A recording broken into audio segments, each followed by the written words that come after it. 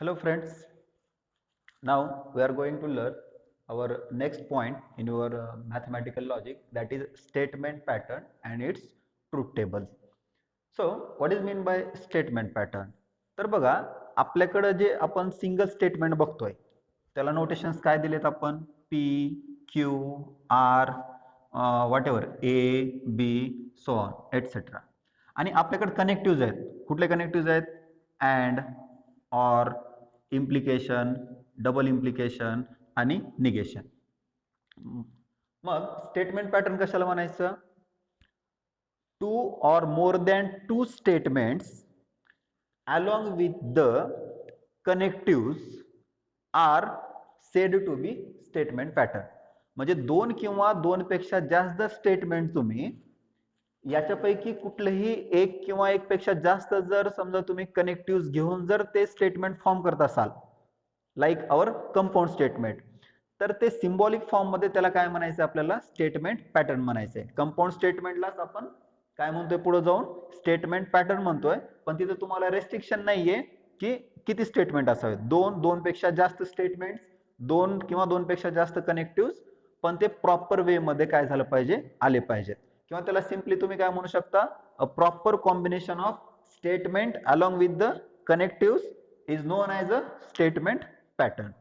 For example, पण ते कसं असलं पाहिजे? प्रॉपर असलं पाहिजे. बघा, मी घेतोय P आहे, अँड Q आहे, एक ब्रॅकेट घेतलोय, इम्प्लाइज फॉर एक्झाम्पल R घेतोय, ठीक आहे.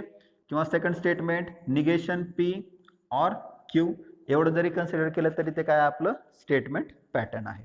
ठीक आहे. तर याला आपण स्टेटमेंट पॅटर्न म्हणणार आहेत. मग अँड इट्स ट्रूथ टेबल्स. मग आता या स्टेटमेंट पॅटर्न साठी आपल्याला काय करायचंय? ट्रूथ टेबल काढायचंय, giving all possible ways of combinations. म्हणजे इथं तुम्हाला स्टेटमेंट किती दिसायला लागले? तर ओरिजिनल स्टेटमेंट काउंट करायचं आपल्याला. ओरिजिनल स्टेटमेंट कोण आहे? P. ओरिजिनल स्टेटमेंट कोण आहे? Second Q. ओरिजिनल स्टेटमेंट कोण आहे? R. ओरिजिनल स्टेटमेंट P, पण त्याचा घ्यायचंय काय? निगेशन घ्यायचंय. त्याच्यानंतर ओरिजिनल स्टेटमेंट Q. म्हणजे या ठिकाणी दोन ओरिजिनल स्टेटमेंट दिसायला लागलेत, या ठिकाणी तुम्हाला तीन ओरिजिनल स्टेटमेंट दिसायला लागलेत. आपण दोन स्टेटमेंटसाठी ट्रूथ टेबल प्रिपेअर केलेले आहेत. ट्रूथ टेबल बघत असताना, आणि ज्यावेळेस तुम्हाला तीन स्टेटमेंट असतील तर त्यावेळेस तुमचे कॉम्बिनेशन काय काय येतील ट्रूथ व्हॅल्यूचे, ते आपल्याला काय करायचंय? या ठिकाणी वन बाय वन बघायचंय. तर आपण बघितलेल्या ट्रूथ टेबलचा यूज करूनच आपल्याला काय करायचंय? या स्टेटमेंट पॅटर्नचे ट्रूथ व्हॅल्यूज कॅल्क्युलेट करायचे. तर वन बाय वन आपण काय करणार? एक एक स्टेटमेंट पॅटर्न साठी ट्रूथ टेबल्स प्रिपेअर करणार आहेत. तर या पॉइंटशी रिलेटेड आपले जे क्वेश्चन्स आहेत, एक्सरसाइज नेक्स्ट एक्सरसाइज 1.2 मध्ये तो पहिला क्वेश्चन जो आहे तो या स्टेटमेंट पॅटर्न आणि त्याच्या ट्रूथ टेबल वरती डिपेंड आहे. तर मी वन बाय वन काय करतो? टोटल 10 क्वेश्चन आहेत. एक दोन तीन क्वेश्चन मी सिम्प्लिफाय करतोय. त्याच्यानंतर जर तुमची डिमांड असेल तर आपण काय करूया? सगळेच्या सगळे क्वेश्चन मी सिम्प्लिफाय करून देतो, आणि तुम्ही त्याच्यानंतर पुढचे क्वेश्चन्स किंवा कुठले तरी तुम्हाला ज्या बुक्स मधून सिम्प्लिफाय करायचे त्या बुक्स मधून तुम्ही एक्स्ट्रा एक्झाम्पल सिम्प्लिफाय करू शकता. तर पहिल्यांदा एक काम करायचं आपल्याला, स्टेटमेंट पॅटर्न कन्सिडर करत असताना पहिला statement pattern P implies Q and Q implies P. Statement pattern सुरुवातीला ऑब्झर्व करा. ऑब्झर्व केल्याच्या नंतर त्या स्टेटमेंट पॅटर्न मध्ये ओरिजिनल किती स्टेटमेंट आहेत ते आपल्याला अगोदर बघायचंय. तर ओरिजिनल स्टेटमेंट मला भेटले दोनच, P आणि Q. कनेक्टिव्ह मोर दॅन 2 आहेत, त्याच्यामुळे ते क्वेश्चन्स जे स्टेटमेंट आहेत ते रिपीट झालेले आहेत. No problem. तर दोन स्टेटमेंट असताना आपल्याला दोन स्टेटमेंट साठीचा जो ट्रूथ टेबल आहे तो या ठिकाणी प्रिपेअर करायचा आहे, P Q. आणि दोन स्टेटमेंट असताना ट्रूथ टेबलचे कॉम्बिनेशन जे आहेत ट्रूथ व्हॅल्यूच्या त्या काय आहेत? पहिले दोन ट्रू, दुसरे दोन फॉल्स. एक ट्रू, एक फॉल्स, एक ट्रू, एक फॉल्स. ठीक आहे. आता हे दोन स्टेटमेंटचे दोन कॉलम झाल्याच्या नंतर नंतरचा येणारा कॉलम कोणता असेल? तर नंतरचा येणारा कॉलम म्हणजे याच्यामध्ये असणारे निगेशनचा कॉलम. कुठल्या स्टेटमेंटचं निगेशन दिसतंय का? नाहीये. जर समजा निगेशन असेल एखाद्या स्टेटमेंटचं, म्हणजे P चं निगेशन असेल तर निगेशन ऑफ P चा कॉलम तयार करा. Q चं निगेशन असेल तर निगेशन ऑफ Q चा कॉलम तयार करा. पहिली स्टेप. त्याच्यानंतर जायचं पुढं, ब्रॅकेट वाईज सगळ्यात सुरुवातीला आपल्याला कन्सिडर करायचं आहे हा स्मॉल ब्रॅकेट, त्याच्यानंतर सिंपल ब्रॅकेट आपण त्याला म्हणतो, त्याच्यानंतर आपल्याला कन्सिडर करायचं आहे स्क्वेअर ब्रॅकेट, आणि याच्यानंतर जर समजा तुमच्याकडे अवेलेबल असेल तर कर्ली ब्रॅकेट, तो तिसरा आहे. तर स्टेप बाय स्टेप आपण काय करणार आहे, तर ब्रॅकेट बाय ब्रॅकेट आपण मूव्ह होत जाणार आहे. तर पी स्टेटमेंट आहे, क्यू स्टेटमेंट आहे, निगेशन नाहीये, डायरेक्टली मी काय करतोय आता ब्रॅकेट कडे मूव्ह करतोय. पी इम्प्लाइज क्यू हा माझा सिंपल ब्रॅकेट आहे पहिला. तो सिंपल ब्रॅकेट झाल्याच्या नंतर सिंप्लिफाय करायचं मला स्क्वेअर ब्रॅकेट, म्हणजे P implies Q and Q हा स्क्वेअर ब्रॅकेट मी नंतर सिंप्लिफाय करणार आहे. त्याच्यानंतर माझा फायनल रिझल्ट. आता एवढं मोठं स्टेटमेंट लिहित बसण्याच्या ऐवजी तुम्ही डायरेक्ट आन्सर म्हणून जरी लिहिलात तरी चालेल, किंवा मग पूर्ण स्टेटमेंट पॅटर्न जरी लिहिलात तरी चालेल, अकॉर्डिंग टू युअर स्पेस. म्हणजे तुमच्या नोटबुक मध्ये किती स्पेस आहे त्याच्यानुसार तुम्ही डिसाईड करा आणि ते त्या पद्धतीने लिहू शकता. माझ्याकडे बोर्ड आहे, स्पेस आहे, म्हणून मी ते कम्प्लीट स्टेटमेंट लिहितोय. ठीक आहे. तर आता आपले ट्रूथ टेबलच्या ज्या मी हिंट दिल्या होत्या लक्षात ठेवण्यासाठी, त्या हिंट मला या ठिकाणी यूज करायचे. बघा, P implies Q, P implies Q म्हणजे अगोदर ॲरो मारून घ्या. ॲरोच्या बॅक साईडला फॉल्स असेल तर माझं ट्रूथ व्हॅल्यू डायरेक्टली ट्रू येणार आहे, आणि बॅक साईडला जर ट्रू असेल तर समोरची व्हॅल्यू पुढे मी काय करणार आहे, पुश करणार आहे, म्हणजे टी आणि एफ ॲज इट इज येईल. बस एवढंच करायचं आहे. म्हणजे ट्रूथ टेबल बघायचे आणि तुम्हाला म्हणजे हे असं आहे आपल्या एक्झाम मध्ये ओपन बुक टेस्ट असल्यासारखा हा पॅटर्न आहे. म्हणजे जर समजा तुम्हाला ट्रूथ व्हॅल्यू जर टेबल जर पूर्णच्या पूर्ण 4 माहिती असतील तर तुम्ही ते काय करू शकता, रफ पेज वरती आपल्या एक्झामिनेशन मध्ये एका बॅक साईडच्या पेज वरती ते ट्रूथ टेबल लिहून ठेवा, आणि बघून जरी तुम्ही आन्सर लिहिलात म्हणजे त्या तिथल्या फक्त, मी म्हणत नाही कॉपी करा म्हणून, ठीक आहे, फक्त त्या रफ पेज मध्ये जे आपण लिहिलेले ट्रूथ टेबल ते बघून आपण म्हणजे मिस्टेक होऊ नये काळजीपूर्वक गडबडघाई अजिबात करायची नाही. जेवढं इझी दिसते तेवढंच आपल्या गडबडीमध्ये काय होतात, मार्क्स निघून जातात आपल्या हातातून. ठीक आहे, म्हणजे हक्काचे मार्क पण जातात आणि अवघड असणारे तर आपल्याला येतच नसल्यामुळे निघून जातात. ठीक आहे, त्याच्यामुळे आपलं स्कोरिंग काय होतं मॅथमॅटिक्स मध्ये कमी होतो. तर हे ट्रूथ टेबल अगोदर तुम्ही रफच्या पेज वरती आन्सर शीट वरती तुम्ही लिहू शकता. ठीक आहे, अगोदर, जेणेकरून आपल्याला मिस्टेक्स होणार नाहीत. त्याच्यानंतर काय करायचं बघा, सेकंड ब्रॅकेट. आता हा मी कंप्लीट ए कॉलम कन्सिडर करणार आहे. ए कॉलमचं जे आहे अँड घ्यायचंय मला कुणासोबत, क्यू सोबत. कुणासोबत घ्यायचंय, अँड क्यू सोबत. अँड साठी आपला हिंट किंवा फॉर्म्युला काय आहे, टॉप. टॉपला कोण असतो, टी टी असेल तर ट्रू, अदरवाइज फॉल्स. तर टी टी जिथं आहे त्याला अगोदर हायलाइट करणार आहे मी. बघा टी टी कुठं दिसते मला, या ठिकाणी टी टी दिसायला लागलाय. या ठिकाणी टी टी आहे का, नाही. या ठिकाणी टी टी दिसतोय, या ठिकाणी टी टी आहे का, नाही. म्हणजे ज्या ठिकाणी आपलं दोन्ही कॉलम मध्ये टी टी आहे त्याचे आन्सर आपले काय आले, अगोदर मी ते लिहून घेतोय. त्याच्यानंतर बाकीचे सर्व फॉल्स, म्हणजे बाकीचे तुम्हाला काही बघायचंच नाहीये कोण कुठं आहे आणि काय नाही ते. ठीक आहे, फक्त ऑब्झर्व काय करायचंय, टी टी असेल तर टी, टी टी असेल तर टी, अदरवाइज सगळे फॉल्स. आता हा जो आलेला आहे तो कंप्लीट कॉलम, याला काय कन्सिडर करूया आपण, सी कन्सिडर करूया, सॉरी बी कन्सिडर करतोय मी. आणि बी कंप्लीट इम्प्लाइज कुणाला करतोय, तर पी कडे ॲरो मारले पाहिजेत आपण.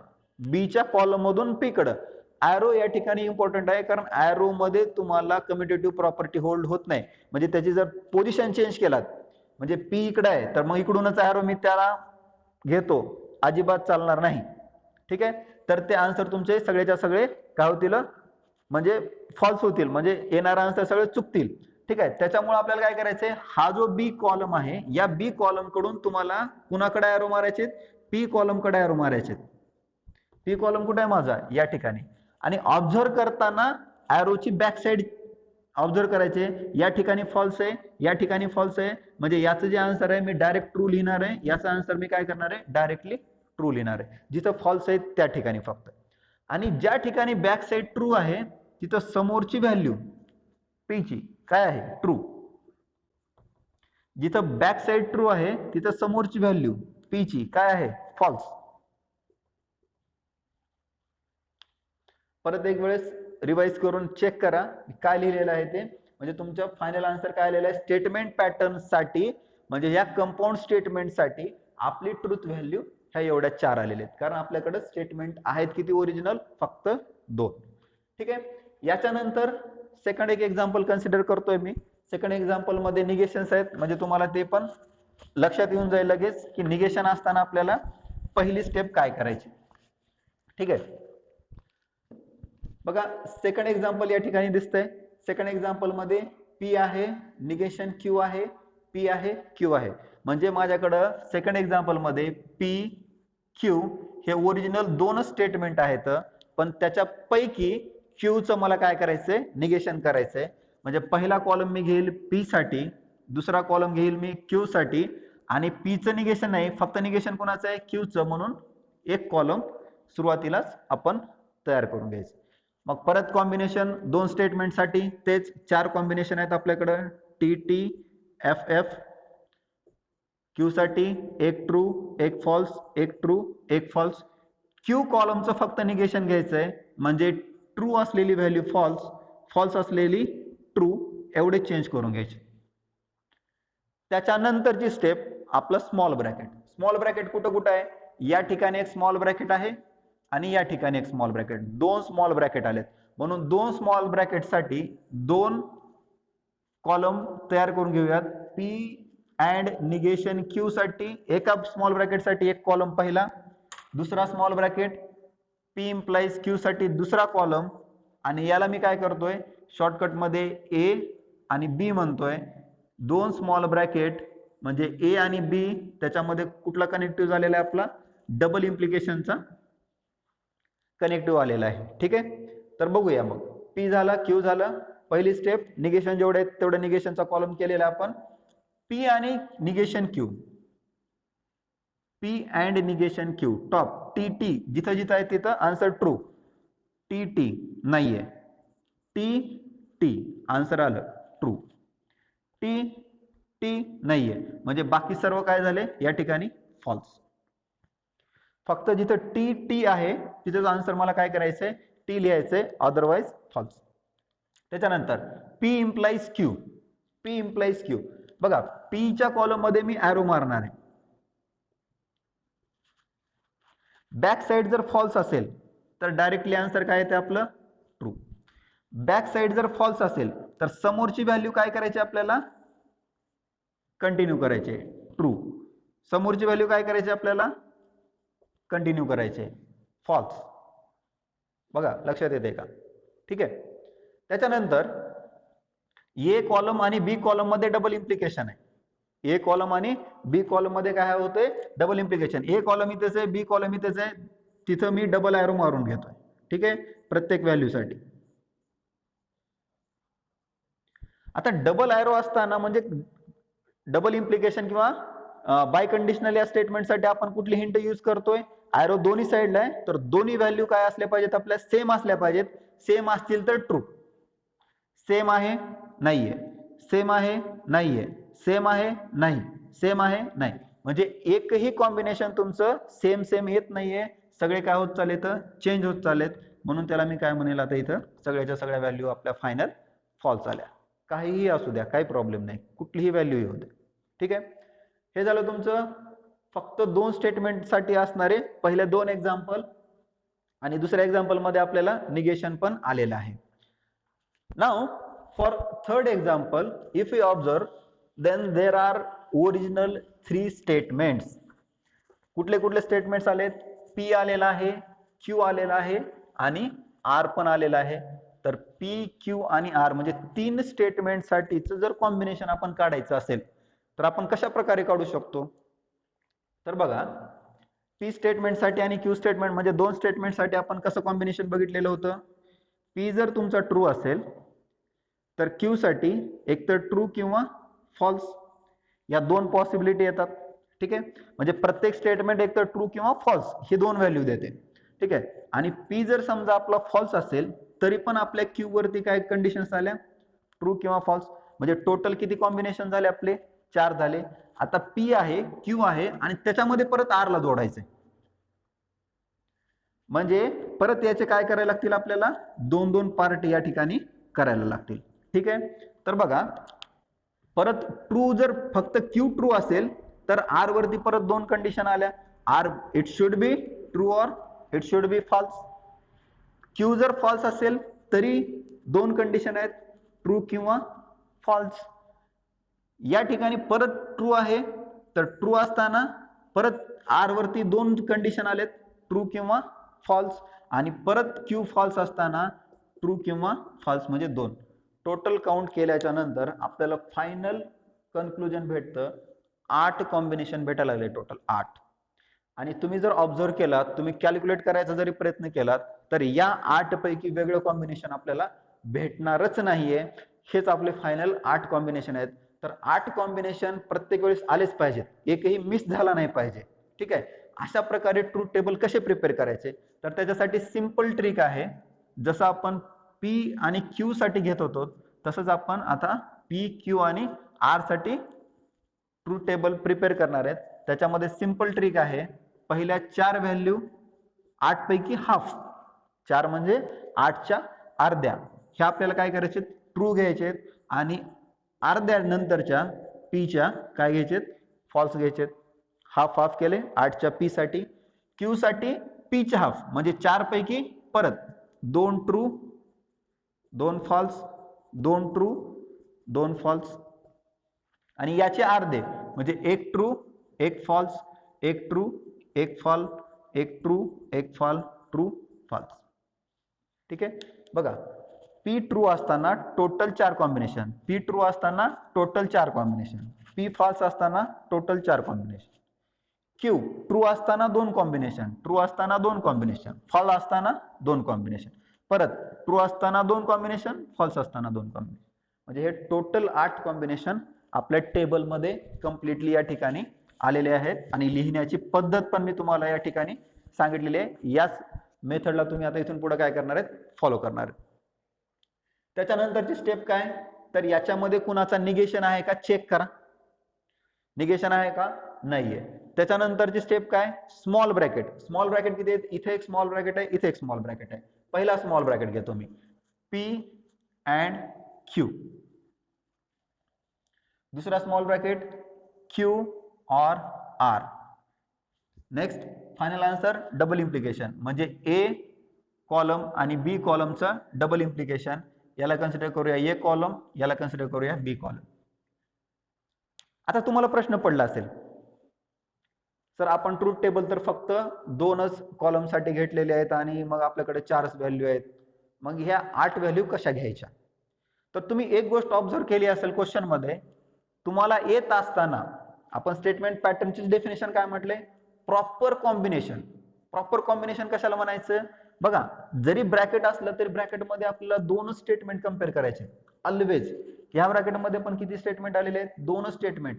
आणि 2 स्टेटमेंट म्हणल्याच्या नंतर पॉसिबल व्हॅल्यू त्याच आहेत, फक्त काय होत जाणार, त्या रिपीट रिपीट रिपीट होत जाणार आहेत. लक्षामध्ये, जरी त्या 4 व्हॅल्यू असतील तरी ह्या 8 व्हॅल्यू येत असताना त्याच 4 व्हॅल्यू तुम्हाला काय होत जाणार आहेत, खालच्या वरी आणि वरच्या खाली रिपीट होत जाणार आहेत.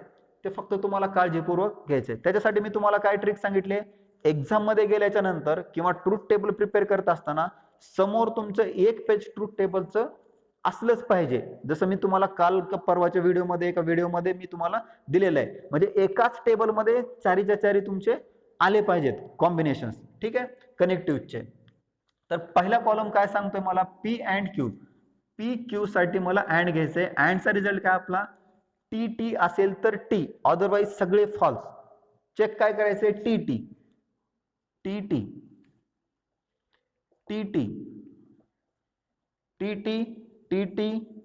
एक साइडच फॉल्स आहे तर ऑब्झर्व करायची गरज नाही, म्हणजे सगळ्याच्या सगळ्या व्हॅल्यू ज्या येणार आहेत आपल्या या ठिकाणी त्या फॉल्स येणार आहेत. ठीक आहे, म्हणजे 2च मला आन्सर काय भेटले, टी टी भेटले, कारण दोन्ही कॉलम मध्ये 2 ठिकाणीच टी टी आहे. त्याच्यानंतर बी कॉलम काय सांगतो, क्यू आणि आर साठी. क्यू आणि आर साठी ऑर आहे. ऑरचा रिझल्ट काय आपला, कॉर्नर खालच्या साईडनं, म्हणजे फॉल्स फॉल्स असेल तर फक्त फॉल्स, अदरवाईज सगळे ट्रू. मग ऑब्झर्व करायचे फक्त मला व्हॅल्यू फॉल्स असणाऱ्या. फॉल्स फॉल्स कुठे आहे, false false false false false false false false. या ठिकाणी मी सर्कल केले तर या व्हॅल्यूला याचाच रिझल्ट फक्त मी काय लिहिणार आहे, या ठिकाणी फॉल्स लिहिणार आहे. याचाच रिझल्ट मी काय लिहिणार आहे, या ठिकाणी फॉल्स लिहिणार आहे. अदरवाईज सर्वच्या सर्व व्हॅल्यू आपल्या काय आहेत, ट्रू आहेत. म्हणजे जो चेंज आहे तो लक्षात ठेवलेला आपल्याला इफेक्ट बघा या ठिकाणी किती पॉझिटिव्ह रिझल्ट भेटायला लागलेत आपल्याला काहीच जास्त एफर्ट्स घ्यायची गरज नाही, फक्त जो चेंज आहे तो आपण लक्षात ठेवलाय आणि त्या पद्धतीने आपल्याला या ठिकाणी व्हॅल्यू भेटत चालेल. तरी मी या ठिकाणी तुम्हाला हायलाइट करून देतोय की नेमकं आपल्याला त्या सिम्बॉलचा कनेक्टिव्हचा मिनिंग काय आहे. आणि लास्ट कॉलम जर बघितलात तर ए आणि बी मध्ये काय करायचं आपल्याला डबल ॲरो यूज करायचे आणि डबल ॲरो यूज करत असताना दोन्ही साइड सेम पाहिजेत. It should be true, it should be false, true असो किंवा फॉल्स असो पण दोन्ही साइड या सेम झाल्या पाहिजेत तरच आन्सर ट्रू लिहायचं आहे.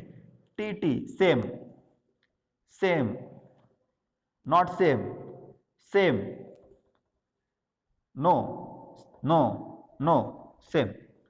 तर सेम टू सेम जिथं असेल त्या ठिकाणी फक्त व्हॅल्यू काय करायचे ट्रू लिहायचे. बाकी सर्व ज्या रिकाम्या जागा आहेत त्या ठिकाणी मी काय करतोय फॉल्स लिहून टाकतो. चेक करा. This is up to your third question. आणखीन आपल्याकडे 7 क्वेश्चन आहेत. तुम्ही सिम्प्लिफाय करून बघा हा व्हिडिओ बघितल्याच्या नंतर. अदरवाईज मी काय करतो नेक्स्ट व्हिडिओमध्ये स्पेशल मग पुढचे 7 पण एक्झाम्पल आपण या ठिकाणी सॉल्व्ह करून घेऊयात. त्याच्यानंतर तुम्ही काय करू शकता त्याला टॅली करू शकता. ठीक आहे. This is up to here. Thank you.